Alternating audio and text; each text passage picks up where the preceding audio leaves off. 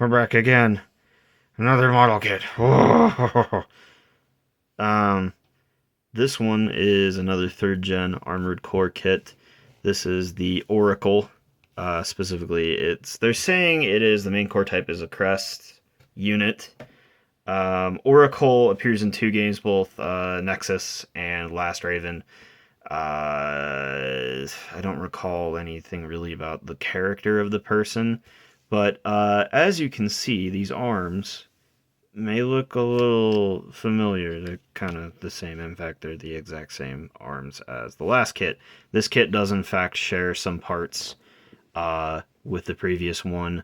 Both the main rifle and the arms are the same. These are the Mirage Lemur 2 arms. Let's go ahead and look at our reference sheet here. So yeah, you can see here the Lemur 2, but everything else is pretty much different except for the CRWR 93RL linear rifle. That's the same rifle that is with the previous kit.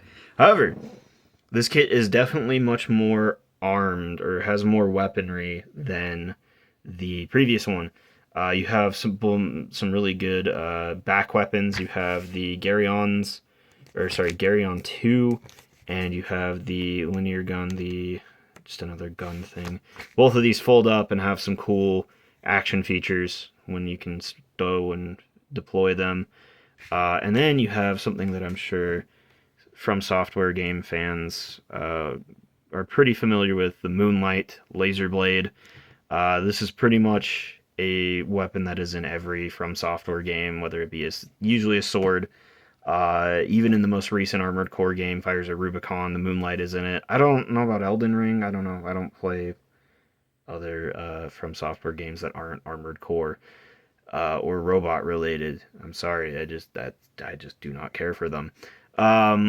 Now you get some other interesting stuff about the actual robot or Armored Core itself. It uses some pretty interesting legs. These are the Dingo 2. They're digitigrade legs. So they kind of have like that backward knee joint. I don't know if they bend that way. I don't think they do. I think they still bend, but they're more of like a digitigrade pattern. The most interesting thing, though, is the head and the core. The core being a crest part, it uses the crest, the kind of traditional Armored Core gun chest sort of thing that Kawamori was really interested in when he designed a lot of the Armored Cores, even the original ones. I don't know for sure, but I think the little things on the back right there you might be seeing, I think those might be orbits, which are basically like drones that detach and hover around. They're like funnel or bits from Gundam, if you're familiar with that. The head also is kind of unique in the fact that there is some painting you'll need to do on the head, and it's in a place you may not expect, and that is, you can kind of see it. There's a little white line on the visor. Now you can kind of see it throughout kind of all this, my fingers, all the sort of promotional imagery. You can see that the visor is segmented. There's some pretty decent pictures here. I really like this head. It's a Mirage part, or it's made by Mirage in the universe, and it has these really cool, just like segmented visor things, but you do have to paint the white area on that. You have 2 options. I'll show you that in a second here. Here's kind of a better... see if I can get this to focus just right. There's kind of a better look at it. It does require that you paint those. Now, as far as the painting options go, you have a set of clear parts. 2 sets of clear parts, actually. Which I will have to figure out how I want to paint. There is basically, you have 2 options. So you can have it all clear and do the color specifically how you want, if you have translucent paints, or you can use the pre-colored ones. Kotobukiya does this with a lot of their kits, just as an option. Even the Zoids kits that they make are like this. All of the clear parts usually come with just a plain clear alternative. The previous kit sort of did too, except for there wasn't another set of clear parts. It was just a solid part, colored part. So you do have 2 options for the face here, for the visor. It's hard to see. I'm going to try my best here. If we zoom, get a little bit closer to it here. It's a little tricky to see, but that is the visor. Now, I haven't taken a lot of these parts out of the wrapping yet, just because I need to keep them kind of organized. But you have the option of doing the visor by itself, and there's a separate white piece that you can plug it into. I'd probably recommend gluing it. Or, that might help a little bit.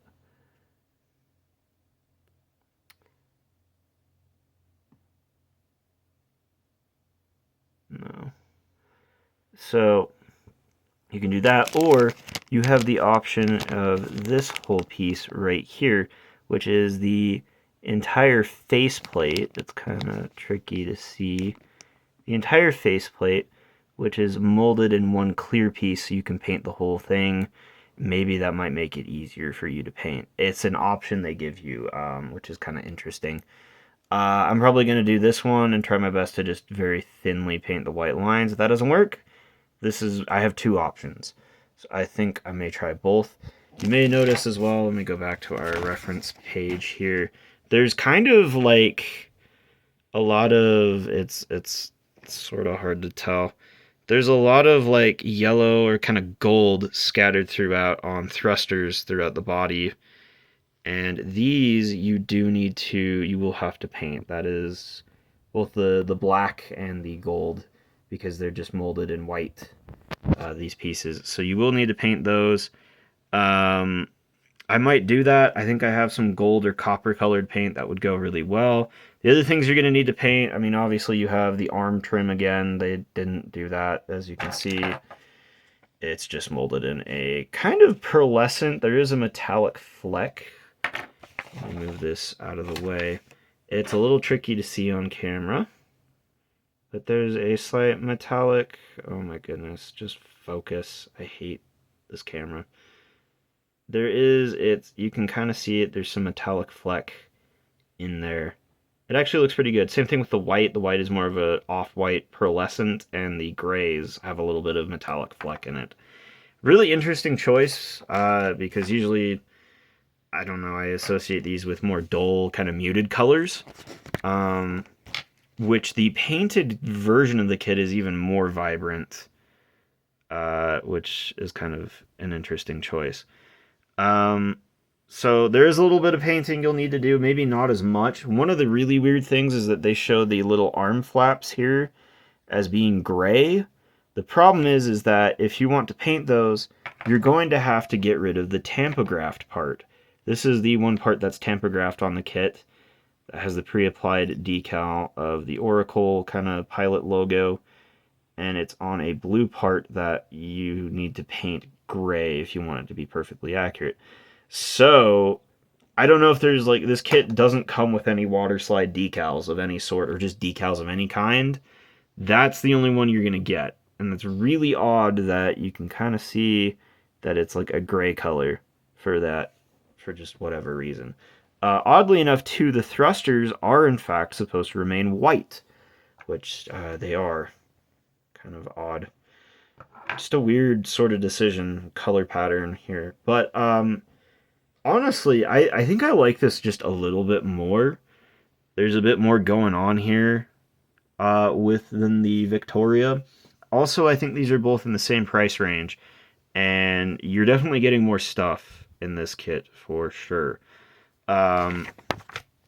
So again, back of the manual, pretty much the same. Pretty excited. I want to get this going so I can have two of them. Also, I did make a mistake where I said that these kits were non-scale. They are in fact 1/72 scale. It says it on the box. Somewhere I'm gonna have to be very careful here.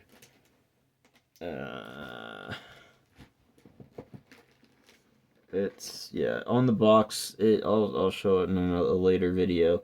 They do actually say that it includes parts both on the cover of the box and on the side that it says it's a 1/72 scale kit. It doesn't really say that anywhere on the manual, but these are in 1/72 scale. So when this is finished, I will compare it to the Victoria, as well as I have some 1/72nd scale aircraft that I would like to kind of give you an idea of scale. I don't know how accurate it is, but like you could assume that the pilot like figure in that aircraft is about the same size of what would be in here. But yeah, it's pretty exciting. I have one more armored core kit and then I should be out of stuff to do, so we'll see. I may make another run to the hobby store and make some poor decisions. That wouldn't be the first time. Anyway, I'm gonna go now.